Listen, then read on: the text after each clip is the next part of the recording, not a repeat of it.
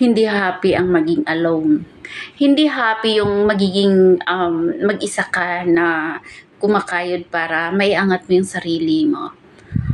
Para naman sa akin hindi naman masama kapag mas pinili mo yun before ka pumasok again sa kung nasaktan ka man ha tulad ko. Hindi masakit kapag hindi masakit yung salitang ganyan kasi alam niyo kung bakit.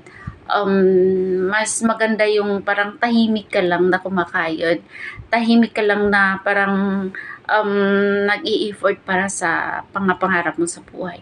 Lalo na kapag may mga anak ka na kasi nga nasaktan, 'di ba? Yung may mga anak ka tapos pinili mong mag-isang buhayin sila. Kasi may mga irresponsibleng mga tatay na hindi nila sinusuportahan yung mga anak nila kahit may mga sahod sila sa gobyerno, tulad ng ama ng anak ko. Kaya hindi masyadong para sa akin, mas masarap na pakinggan na kumakayod kang mag-isa na hindi nakadepende sa partner mo sa buhay, asawa o nobyo mo na kumakayod ka lang mag-isa para walang sumbat sa ending, 'di ba? Dili na 'to kinahanglan mo salig sa mga tao para sa atong pangandoy sa atong kinabuhi kay wala man ta kabalo nga kanang mga tawhana gusto ba nila ang mga pangandoy nga gusto natong abuton, 'di ba?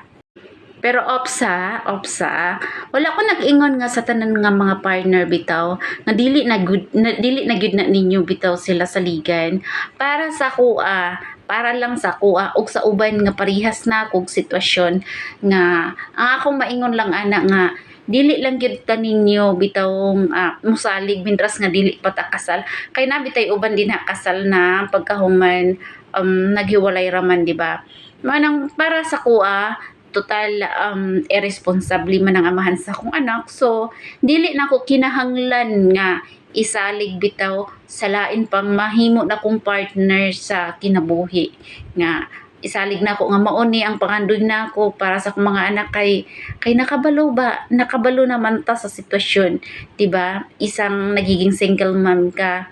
So, kung mag-aasawa ka lang naman tapos iasa mo sa kanya yung pagbubuhay ng mga anak mo, 'di ba?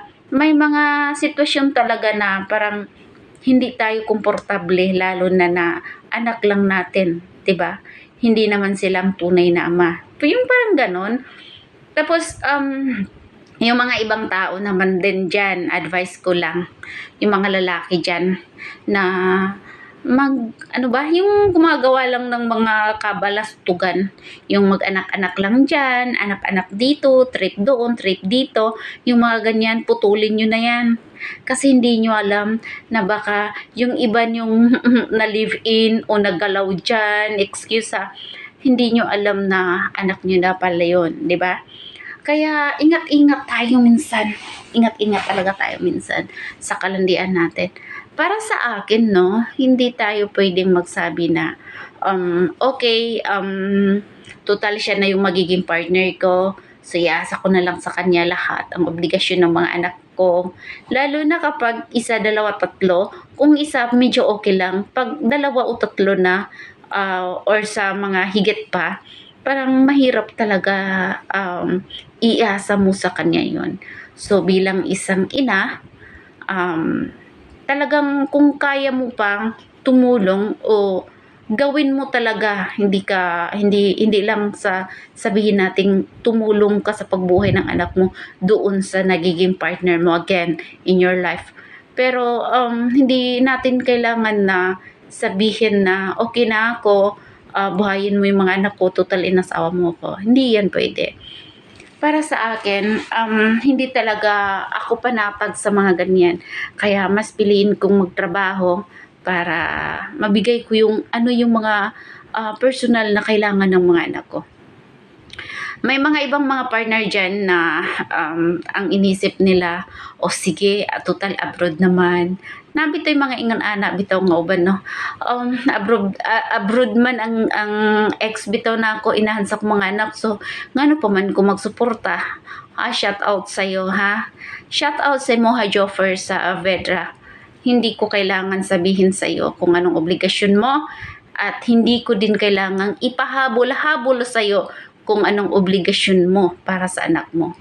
Ito lang masabi ko sa'yo, kahit dumating ang edad, yung sinasabing tamang edad ng anak mo habang nag-aaral pa siya, humanda ka, hahabulin kita. Baka sabihin mo hanggang salita lang, no? Pero ano bang kailangan kong sabihin sa sundalong tulad mo na malaki na sana ang sahod, opisyal ka na 'di ba? Malaki na sana ang sahod, pero sa panganay na anak hindi man lang makayang suportahan.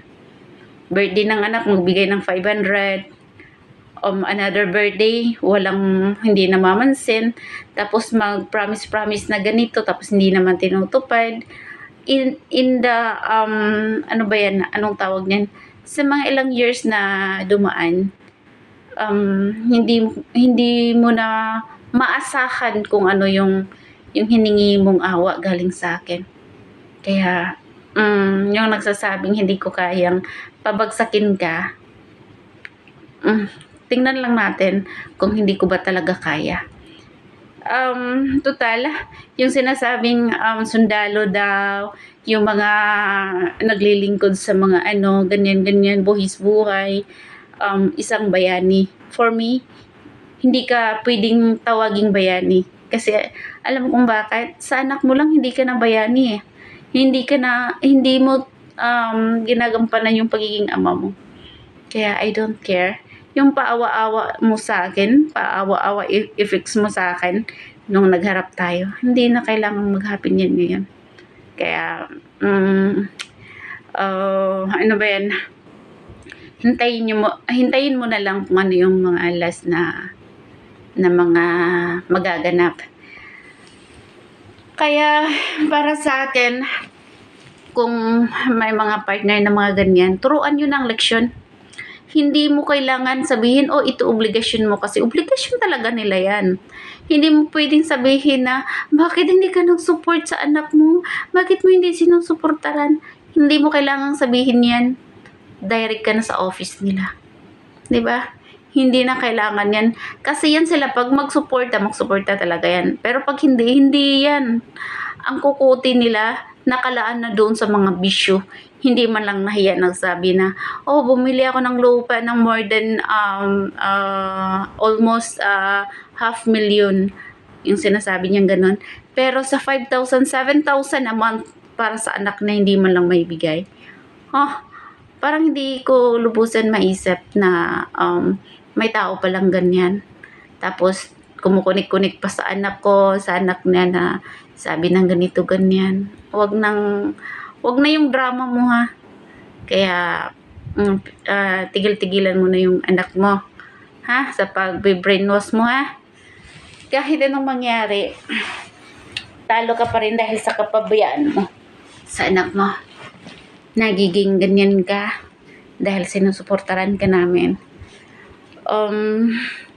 Bawal sa sundalo yung training ng magiging sundalo na may anak, 'di ba? Pero ginawa ko pa rin itago yung sarili ko, pati yung anak mo, para hindi ka mabisto na may anak ka.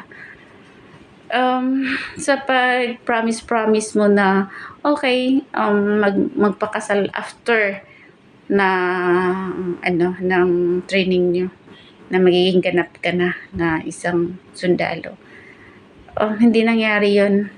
Kaya iwan ko na lang sa'yo kung anong pwede kong gawin para maiwas-iwasan yung mga sitwasyon na yung mga parusa dapat sa'yo. Meron yun eh. Meron dapat ganun eh. Hindi ako naghahabol sa mga taong tulad mo kasi yung utak mo nasa talampakan mo. Pero yung obligasyon, hindi din yan hinahabol kung hindi ikaw mismo ang hinahanap niyan. 'Di ba? Dahil sa mali mo. Kaya mas mabuting magiging alone na lang tayo. 'Di ba? Kaysa may partners, irresponsible naman. Kaya